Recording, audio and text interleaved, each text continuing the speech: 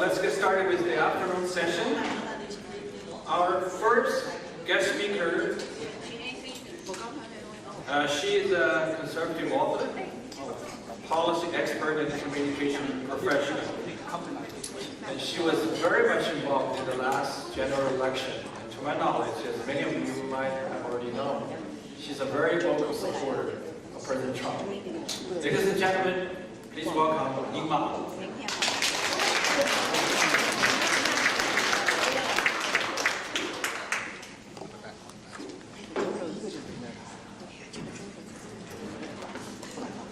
Well, good afternoon, everybody.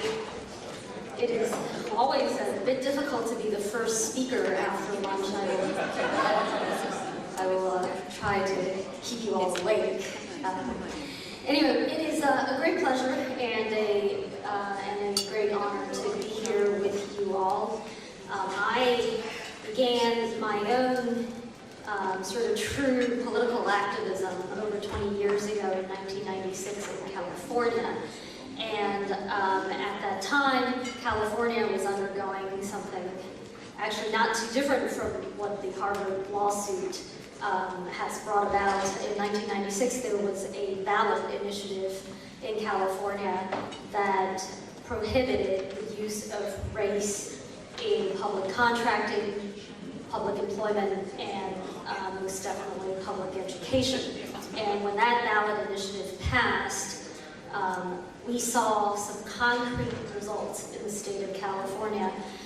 Very selective universities like UC Berkeley, UCLA were no longer allowed to discriminate on the basis of race, and in particular, they were no longer allowed to discriminate against Asian kids on the basis of race. And we have seen in the years since the percentage of Asian students at those selective California state universities go up, and I was very proud to have taken part in that historic effort. But I do remember at that time that when I went to talk to Asian communities all over California, there were always all kinds of Asian representatives who claimed to speak on my behalf and who claimed to speak on the behalf of Asian Americans, and yet they were often folks who knew not very much about first-generation Asian Americans, and this problem was particularly prevalent in the Chinese community, and that is that the people who are out there writing op-eds, appearing on television, and speaking about politics, engaging in activism, oftentimes they are very far removed from the immigrant experience, far removed from the language that immigrants speak, and that certainly should not deter us from trying to find common ground. But I also think that part of culture, part of politics really is about language, and it really is about relating to people who have a certain set of experiences.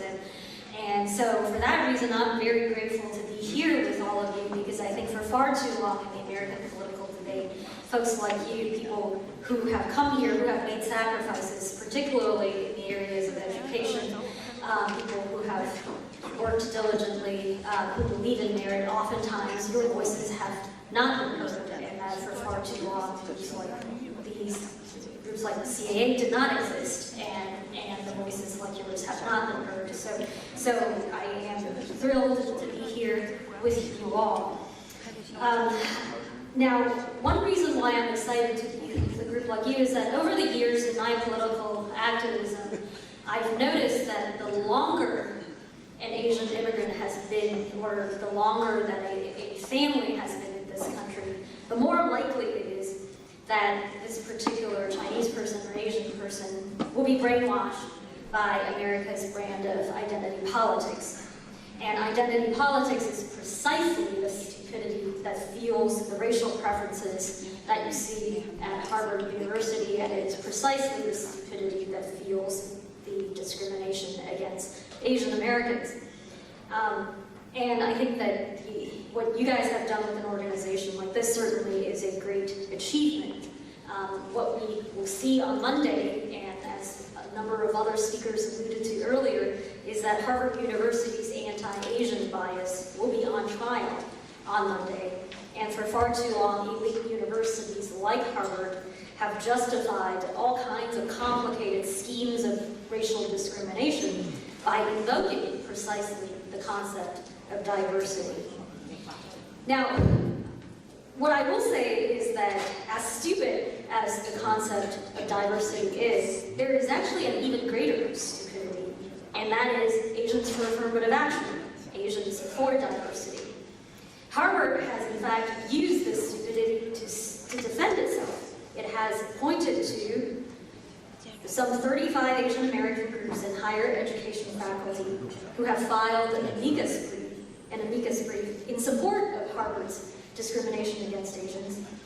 Harvard has also pointed out that over 500 academic experts on Asian American studies, race, and access to education have submitted amicus brief supporting race-conscious college admissions used by Harvard as well.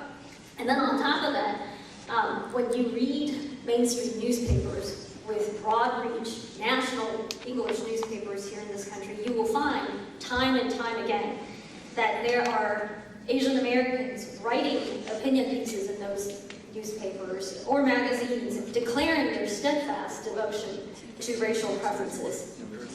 And so, according to these Asians, they say that diversity benefits everybody, including the Asian kids who are being discriminated against. And these Asian activists regurgitate exactly the same nonsense that Harvard University regurgitates in order to defend its racism. It is all a load of crap. And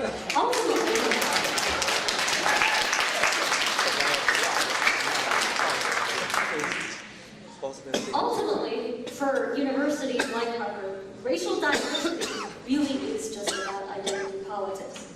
And what is identity politics really about? It is about grievance. And in turn, that grievance provides an excuse for racial discrimination against different groups. So, in this paradigm, the more aggrieved you are, or the more aggrieved you are perceived to be, the more entitled you become to racial preferences. And in this world, Chinese Americans can never win. Why is that? Because Asians rank at the bottom of this identity politics pecking order. We rank at the bottom of this grievance pecking order.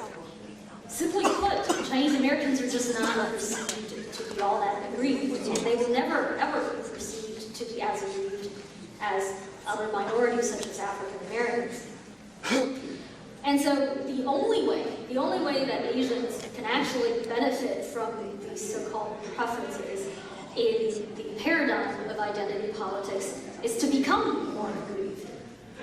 And hence, you will find that a lot of the Asian defenders of racial preferences run around saying that actually, affirmative action should be more focused on certain groups of Asians. And they point out that in the 2010 US Census that 60% of Cambodians, Laotians, and Hmong Americans lack a bachelor's degree.